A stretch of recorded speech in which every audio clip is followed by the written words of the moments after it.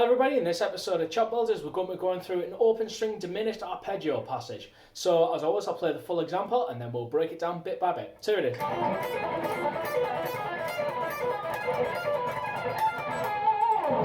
So we're working with a very traditional sort of familiar framework, but there's a bit of a twist to it. So we're going to start with our little finger on the 4th fret of the first string, like that. So this is going to be all alternate picking. So in this case, we're going to start on downstroke. So it's going to be the 4th fret there, and then we're going to do the 1st fret of the 1st string. So it's going to be like that. And then what we're going to do, we're going to do the 3rd fret of the 2nd string. So it's just going to be this, like that. So it's just a diminished triad. Like that, hopefully it makes sense. And then rather than going like this, so rather than doing the lick like this, or minor thirds the traditional way, we're going to hit the open E behind it. So it's not going to be this, but it's going to be this. Which sounds kind of bizarre. And that's going to form the basis of the whole passage. It's going to kind of be the hallmark of the whole lick. So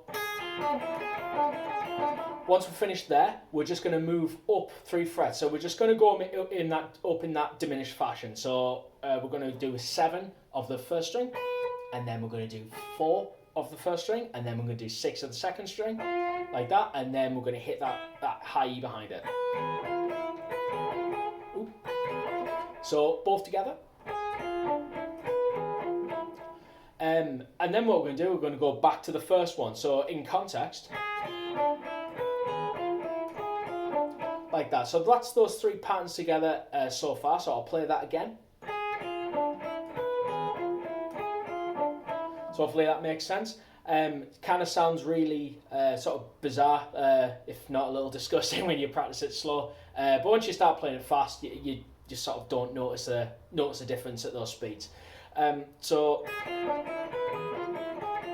once we've finished there on that 3rd pattern, then we're going to jump up 6 frets. So it's going to be a pretty wide jump. So we're going to jump up to 10 of the 1st string, like that. So and then we're going to do 7, like that, and then we're going to do 9 of the 2nd string, and then we're going to do that open E behind it. So combination with the previous examples.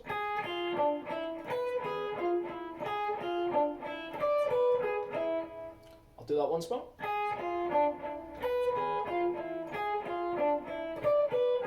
Hopefully that makes sense. And then we're going to go back 3 frets. So we're going to kind of head towards familiar territory. So it's going to be 7, 4, then 6, and then that high E again. So with the other example, like that. And then after we've played that one, we're then going to jump up 6 frets. So we're going to do that jump again. So it's going to be the 13th fret of the 1st string, and then 10, and then 12 of the 2nd string, and then that high behind it. So and then what we're going to do, we're going to go back to the 1st pattern. So I'll do it all together very slowly so we don't get too overwhelmed. So very slowly.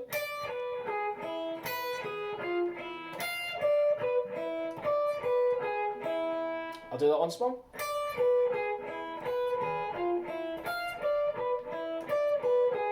Hopefully that makes sense.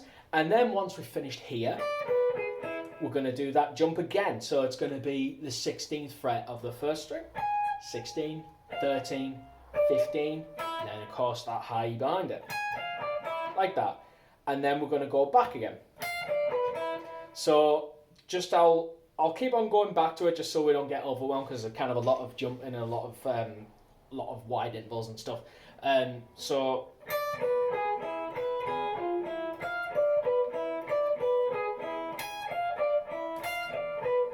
So once we've finished there, we're going to do that jump again, but it's probably not going to be as bad because we're in the high frets now.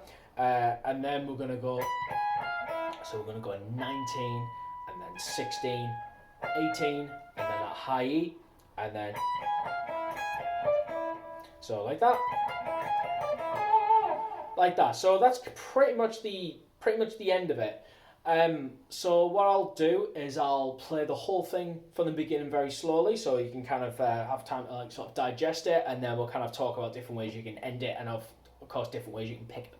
So very slowly from the beginning.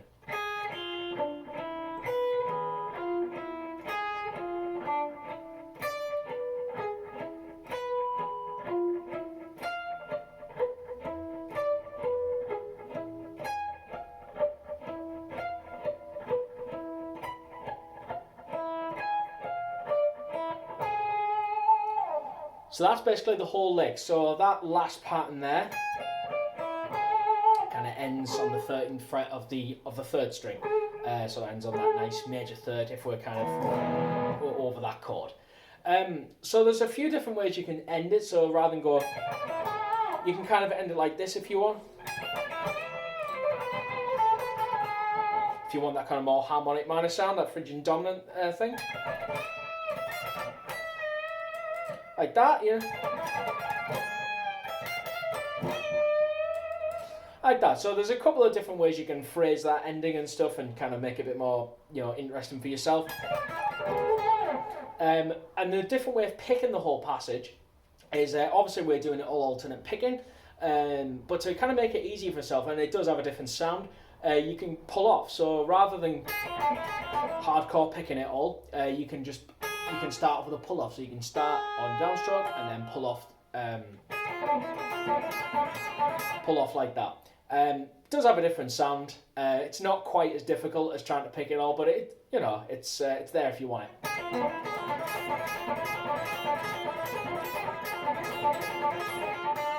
I prefer to pick it. It just has I just like that sound better.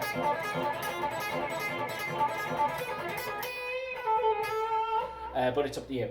So yeah, that's the whole passage. I'll play it very slowly again, and then I'll just play it kind of the speed as is, and then we'll go. So.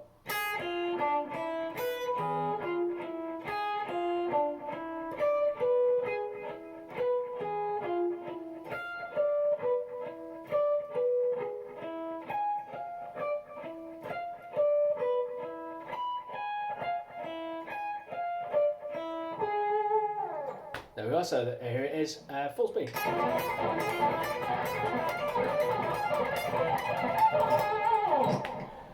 Hopefully you found that lesson useful. Please subscribe to the channel and I will see you in the next lesson. Thank you very much.